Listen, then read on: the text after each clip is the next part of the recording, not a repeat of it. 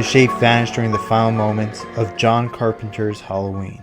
Without explanation, we were left to question where the embodiment of evil went and if he would ever return to murder again. Halloween 2018, the direct follow-up to John Carpenter's original film, despite a plethora of sequels throughout the decades and a ridiculous Rob Zombie being Rob Zombie reboot, this is the only sequel that matters, the only one that exists within the original's continuity. 2018's Halloween's first scene completely undoes the haunting ambiguity of the original's ending and the nature of the shape himself. After the events of the first film, the screenwriters Jeff Fradley, Danny McBride, and David Gordon Green thought it was a good idea to plop Michael back into Smith's Grove Sanitarium, the very place he started in the 1978 version. Michael Myers has always towed the line between being human and being an evil force of nature that can disappear at any moment. But by deciding to lock the character up for 40 years, it reduces him to being a human more than anything else. Take into account the shots they considered for this scene, the close-ups of his profile breaking the illusion of the shape within its opening scenes. The audience shifts from questioning what is he to who is he. Despite now being the only story that exists within Carpenter's original continuity, the filmmakers failed to create a tonal continuity. Consider this. Did we really need to know where Michael had been for the past few decades? If the shape resurfaced in Haddonfield, it would have maintained the integrity of the original's ending. We didn't need an answer as to why, when, and how the character had reappeared. But the film decided to answer every question in the lead up to his arrival in the suburbs. And those answers are all derivative of the franchise's earlier films. Where is the mystery of the shape? For a large part of the first third of the film, the shape is played as a basic, homicidal psychopath. McBride and co. shaped a lot of poorly written characters for this one. I know that the genre has a history of writing disposable dimwits just for the killer to, well, kill, but you'd hope that the screenwriters would aim for more complex characterization. Considering the great amount of passion the screenwriters had for the original, the opportunity to disregard the ill-conceived sequels, and the ability to make a direct follow-up to a classic, you would think they'd challenge the tropes of the slasher flick, but they didn't. They instead gave us victims in the form of an annoying, unnecessarily provocative documentary crew, a dad complaining about peanut butter on his penis. Oh, mother! Oh, man. I got peanut butter on my penis. Ew, Dad. And cops discussing the nature of a banh mi. What is that? I don't even know what that is. I love that about you, Francis. You're so predictable. Additionally, I don't think McBride and co. thought through the picture's themes. Consider Laurie Strode's survivalist worldview.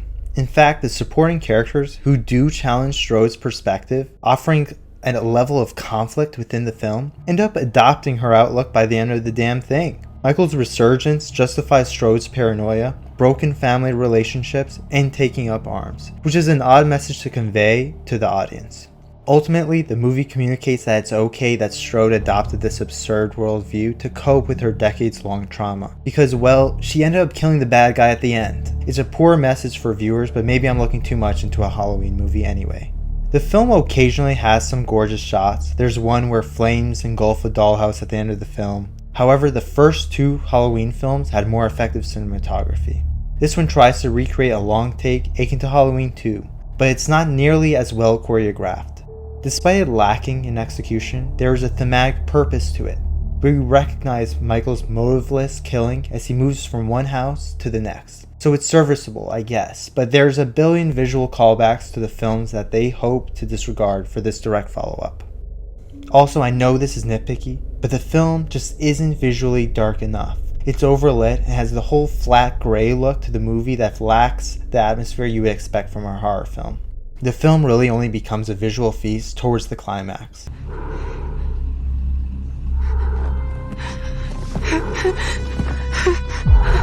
What was the word? Fuck!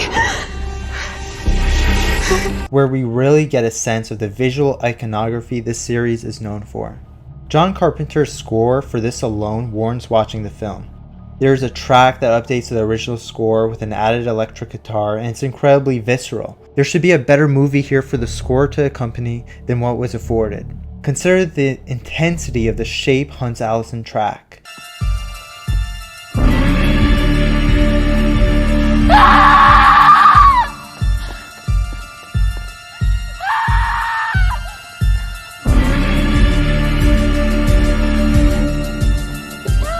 which unfortunately has a scene ending before it even really begins.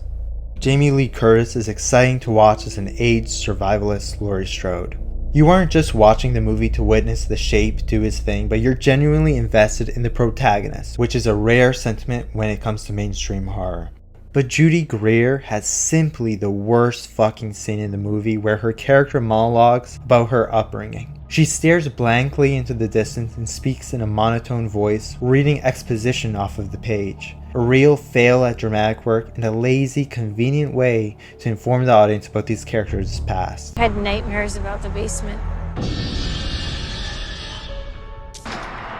Social services came when I was 12 years old and took me away. I've spent my entire life trying to get over the paranoia and neuroses that she has projected on me. The attempt at humor completely diffuses the tension within the picture. It may be funny to some, not me, but it is uncharacteristic in relation to the original film, oftentimes feeling goofy. Also worth noting, they completely missed the beat by having no one react to Vicky's father getting slaughtered by Michael at the end. Go ahead, watch the ending again, no one gave a flying fuck about that dude. It's like no one noticed or cared that he was gone. Look, The Shape has never looked better visually than he has here, but this film should have been more than just visual callbacks and franchise nostalgia. We get that all the time. It banked on audiences being okay with just that, and hell, they kinda were. Despite its hopes to be the Halloween that we know and love from 1978, it never quite reached that point for me.